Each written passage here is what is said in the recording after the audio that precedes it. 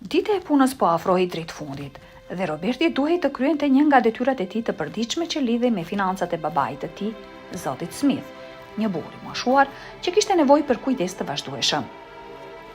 Ja ku është ai, duke numëruar me kujdes paratë për t'ia dhënë Lisës, infermierës që kujdesej për të moshuarin. Faleminderit Robert, tha gruaja. Toni sa ishte i butë kur tha. Por ti duhet të më japësh para çdo javë për ato që i duhen babait tënd. Zoti Smith do të ketë nevojë për më shumë pelena, medikamente dhe rroba të ngrohta. Dimri po vjen dhe ai duhet të qëndroj ngrohtë. I irituar Roberti i dorëzoi paratë dhe mendoi me zemrim. I moshuari i padobishëm. Vetëm sa më rit shpenzimet. Pasi infermieria u largua, ai mbylli derën, tingulli i televizorit mbushi dhomën, ku i moshuari i ulur në karrocën e tij me rrota që ishte i lumtur ndërsa shikonte një shfaqje komike. Sa po pa të birin duke kaluar pranë, burri i moshuar e pyeti me një shkëndij shpresë në sytë e tij. Bir, do të shikosh me mua? Megjithatë përgjigjja ishte gjithçka përveç se e këndshme. Më duhet të punoj për të paguar blerjet e tua. Nuk pushoj fare më, ju përgjigj Roberti me një ton të ashpër. Burri i moshuar u mbështet mbrapa në karrige, me trishtimin që rrësonte sytë e tij dikur plot gëzim. Shprehja në fytyrën e tij ishte pasqyrë dhimbjes së shkaktuar nga fjalët e vrazhda të birit. Ndërsa nga ana tjetër, Roberti u largua pa kthyer kokën pas, duke përplasur derën, duke lënë pas baban e tij të pikëlluar. Atmosfera në dhomë u bë e tensionuar. Tingulli i televizorit tani dukej shurdhues. Dhe i moshuari ndihej i braktisur në shtëpinë e tij, një shtëpi që dikur kishte qenë mbushur me të qeshura dhe dashuri. Sa po hyri në makinë, Roberti u zhyt në mendimet e tij dhe në irritimin që ndjente, pa e qarë kokën për dhimbjen që i kishte shkaktuar babait. Në fakt, atij nuk i interesonte as pak. Ky burr kishte marrë një rrugë ku kishte humbur dashurinë dhe respektin për babain e tij. Në një botë ku egoizmi dhe mosmirënjohja e kishin pushtuar plotësisht, vetëm sepse zoti Smith jetonte me të. Që kur i kishte vdekur gruaja, Roberti, djali i madh, ishte bërë përgjigjes për burrin e moshuar, të vogël dhe të brisht.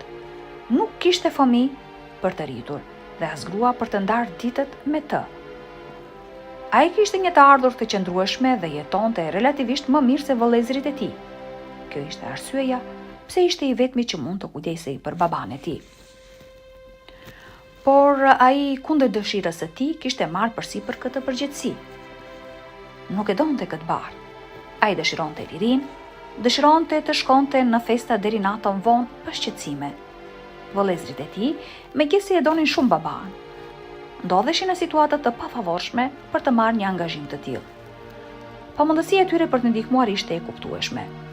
Vizitet e djemve ishin rrezje vetme e diellit në ditët e zymta të zotit Smith.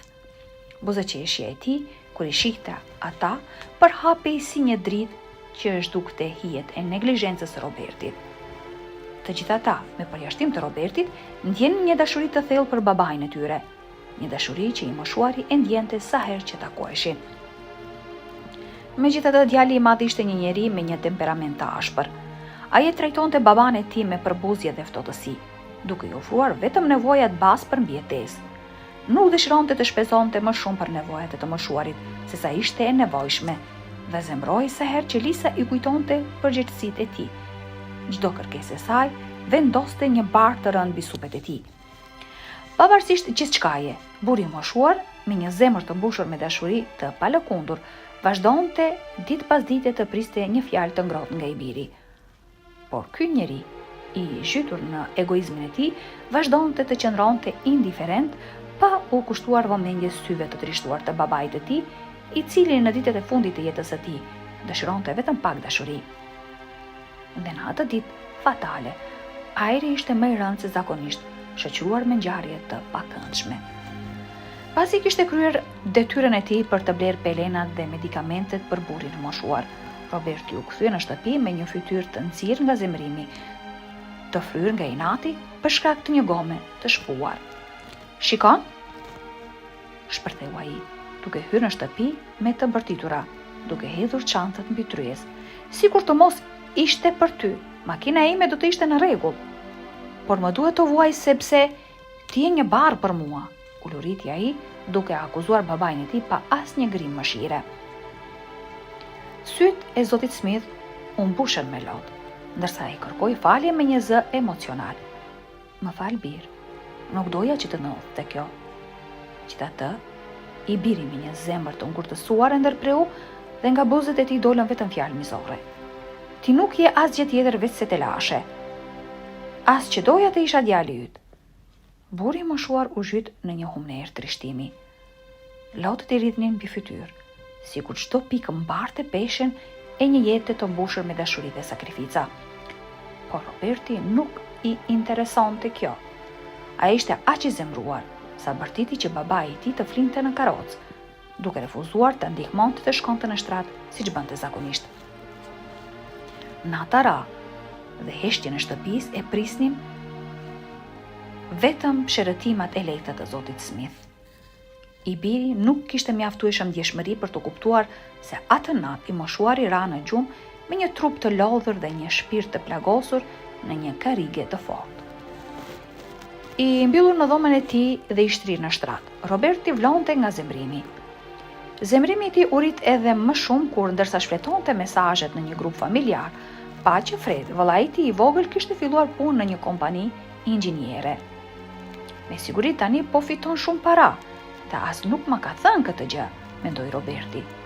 Në të vërtetë, nuk ishte një punë e zakonshme, ishte një praktik pasi Fred ishte ende student. Por kjo mjaftoi për të ndezur një shkëndi urrejtje në zemrën e Robertit.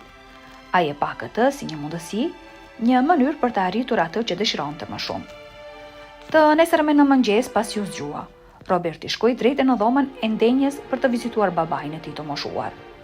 Zoti Smith ishte atje, duke fjetur me kokë të përkulur në një pozicion të pakëndshëm. Babi, zgjohu, tha Roberti, kur i moshuari pa të birin. Lotët i rodhën me njërë nga syt. Ai kërkoi falje sikur fjalët mund ta lehtësonin dhimbjen. Bir, për atë që ndodhi dje. Më fal që diçka i ndodhi makinës tënde. E di që po të mundja, nuk do të jetoja këtu. Do të doja vërtet të bëja gjithçka vetë, por nuk mundem. Roberti me një shprehje jashtëzakonisht të butë në fytyrë, tha se gjithçka ishte në rregull dhe se kishte përgatitur diçka të veçantë për babain e tij. Ai e çoi babain në dhomën e tij dhe e veshi ngratë. Edhe pse i moshuari e gjeti të çuditshme, mendoi se kjo ishte mënyra e të birit për t'i kërkuar falje për sjelljen e natës së kaluar. Por lumturia nuk zgjati shumë. Roberti e çoi të moshuarin në makinë, dhe ndërsa e vendosi në ndenjëse, zoti Smith e pyeti me një përzierje kurioziteti dhe pritshmërie. Ku po shkojnë bir? Do ta vizitojmë Fredin dhe ta urojmë për punën e re, ju përgjigj Roberti, duke u përpjekur të mbante një ton neutral. I moshuari buzëqeshi me sinqeritet, ishte një mundësi e rrallë për të dalë nga shtëpia dhe për të parë një nga fëmijët e tij. Kur mbritën, Roberti e nxori babain nga makina, e vendosi në karrocë dhe trokiti në derën e shtëpisë së Fredit. Pasi e bëri këtë, ai nxitoi të kthehej në makinë. Zoti Smith mbeti i hutuar. Ishte i shtangur, por kur e kuptoi që i biri po largohej me makinë bërtiti. Bir, çfarë po bën? Dhe Roberti u përgjigj ftohtë. Tani je problemi i Fredit, jo imi. Nuk dua që ti dhe ai të më shqetësoni më. Në rregull? E kalove mjaftueshëm kohën me mua. Tani ai ka para, le të kujdeset ai për ty. Pa pritur që vëllai i tij të hapte derën, Roberti u largua me shpejtësi. Zoti Smith ishte i paralizuar nga realiteti i ashpër që sapo e goditi. Syt e tij të trishtuar u mbushën me lot ndërsa qëndronte para derës së mbyllur të Fredit, i vetëm dhe i braktisur. Nga ana tjetër, Roberti u kthye në shtëpi, por diçka kishte ndryshuar. Një ndjenjë lehtësimi përshkoi çdo qelisë të trupit të tij. Ishte euforik, i zhytur në lirinë e tij të sapo gjetur. Megjithatë, ky bir, mos mirënjohës dhe mizor, ishte i destinuar për një fat ironik, dhe universi dukej sikur mezi po priste për të ndodhur kjo. Më pak se një muaj pasi braktisi babain e tij në derën e vëllait, Roberti kuptoi se ishte hequr nga grupi familjar në telefon. Fillimisht ndehje i lumtur, sepse tani mund të jetonte i lirë pa gjykime. Mendonte shumë pak për familjen, kështu që nuk u shqetësua shumë për këtë gjë. Megjithatë, një fëmijë që e njihte mirë të moshuarin, i zbuloi një lajm tronditës. Babai yt është bërë milioner. Çfarë? Si? Kur? Bërtiti Roberti, i shokuar nga këto që ndëgjoi. Nuk mund ta besonte atë që po i thoshte fqinji. A nuk ndëgjove? Duket se babai yt ishte i vetmi i afërm biologjik i një xhaxhai të largët që ndroi jetë dhe i la një pasuri të madhe trashëgimi, shpjegoi fqinji. Roberti mbeti pa fjalë. U kujtua që babai i tij ishte i birësuar dhe nuk kishte njohur kur familjen e tij biologjike. Por një xhaxha i pasur dhe tani një trashëgimi. Ai dëshironte pjesën e tij, donte të kompensoj për vitet e kujdesit ndaj të moshuarit dhe shumë më tepër. Pa humbur kohë, Roberti shkoi në shtëpinë e Fredit. Kur trokiti në derë dhe vëllai i hapi derën, Roberti u përpoq të hynte brenda duke pyetur: "Ku është babai?" Fredi ndaloi me një shikim për buzës. "Ah, tani do të flasësh me të. Nuk e ke telefonuar për një muaj të tërë. Nuk je shfaqur as për t'i kërkuar falje. Dhe tani që ke mësuar për trashëgimin vendose të shfaqesh. E le babain ton të vetëm në të ftohtë. E neglizhove dhe as nuk të interesoi për të", i tha Fred.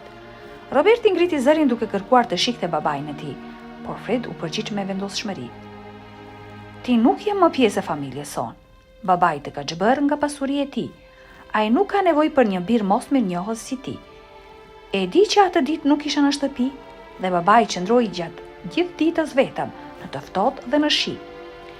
Ajo që bëri ti ishte krim. Largohu Robert, para se të thras policin." Fredi ja përplasi derën në fytyrë, duke lënë Robertin jashtë të mbushur me një përzierje, zemrimi, zhgënjimi dhe pendese. Megjithatë, Roberti në dëshpërim dhe babëzinë e tij u përpoq të kërkonte drejtësi për të marrë pjesën e tij të pretenduar nga trashëgimia. Por edhe në gjykatë Roberti humbi. Për fatin e tij nuk u arrestua pasi babai nuk dëshironte ta padiste. I moshuari thjesht tha: "Ti nuk je më djali im. Bijt nuk bëjnë kështu me baballarët e tyre. Unë thjesht doja dashuri dhe ti nuk mund të ma jepje, kështu që tani nuk do të marrësh asnjë qindark nga ajo që kam fituar." Zoti Smith gjeti gëzim dhe ngushëllim në shoqërinë e fëmijëve të tjerë, të cilët e trajtonin me dashuri dhe mirëkuptim. Fred, edhe pse ishte ende duke ndërtuar jetën e tij, e mori babain në shtëpi dhe kujdesej për të me zemër të hapur. Përpara se lumturia e papritur të ndodhte, vëllezërit dhe motrat e tjera u mobilizuan duke dërguar çdo ndihmë të mundshme për ta ndihmuar Fredin të kujdesej për babain e tyre. Dhe kur trashëgimia erdhi, dashuria e fëmijëve mbeti e pandryshuar.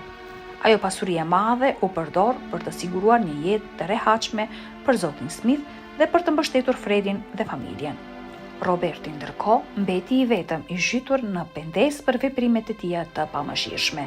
Të dashur shikues, çfarë do të bënit ju nëse do të ishit në vendin e zotit Smith? A do t'ja falnit djalit tuaj? Ju lutem na tregoni mendimet tuaja në komente dhe nëse ju pëlqeu kjo video, shtypni butonin pëlqej dhe abonohuni në kanalin tonë. Faleminderit.